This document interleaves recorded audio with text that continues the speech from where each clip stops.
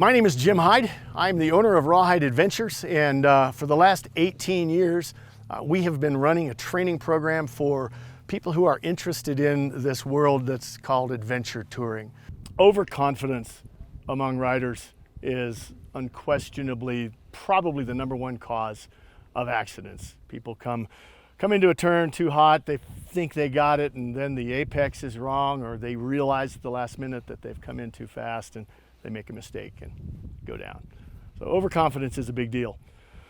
We have a philosophy that we teach and we try and drive home with people, and that is that if you imagined whatever your skill is on a perfect day, when you've had a good night's sleep and you're as aware as you possibly can be, and we call that 100% of your ability, just scale yourself down and ride at 70% of your ability level. That gives you a buffer, time to react.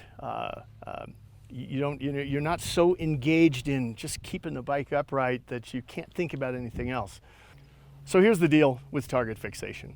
It's a term we've all heard, and everybody more or less knows if you stare at something, you're going to hit it. But there's physiology behind why that happens, and I can share that with you. So here's the real deal is in terms of vision, we have 3 zones that we see. We have peripheral vision, which gives us situational awareness. It's in tech terms, more or less, it's 170 degrees of a circle. Out here at the periphery, all you can sense is motion and perhaps an object, but you don't get any detail with it. So peripheral vision gives us situational awareness. Then we move into another zone, macro vision. Now macro vision gives us a pretty good picture about what's in front of us, okay? And as we sit here today, I can see your patrol unit, a couple cars behind you, and I can see you guys in the cameras, but I'm not getting a lot of detail. I have an impression of what's in front of me. But it's when we focus.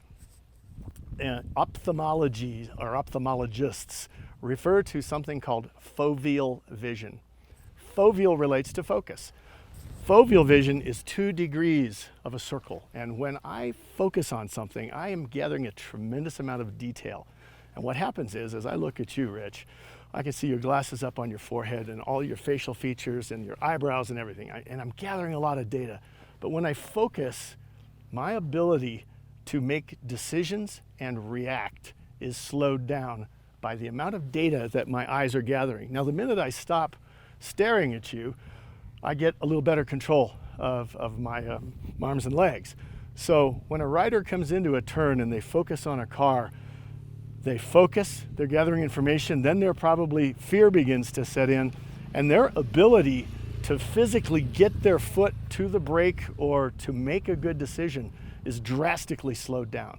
So we teach not to focus.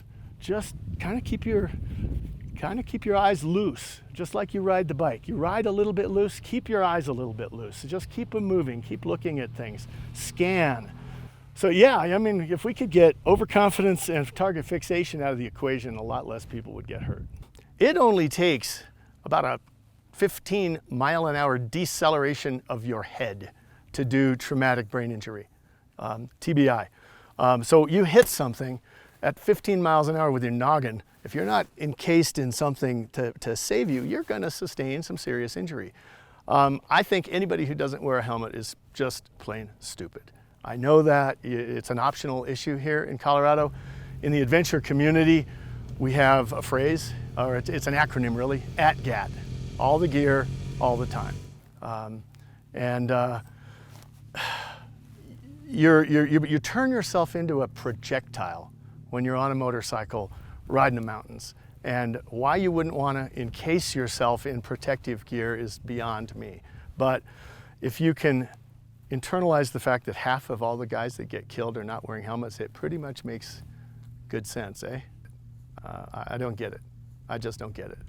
You know, it doesn't matter what you do in life, you can always learn something. And we change a lot of lives here at Rawhyde. I know that. We have a lot of guys that come in here, they want to get into this space, they want to enjoy this magnificent backcountry in the state of Colorado and elsewhere, but they know that in order to do that, a little training helps. So You will enjoy your ride more if you're confident, and confidence comes from training.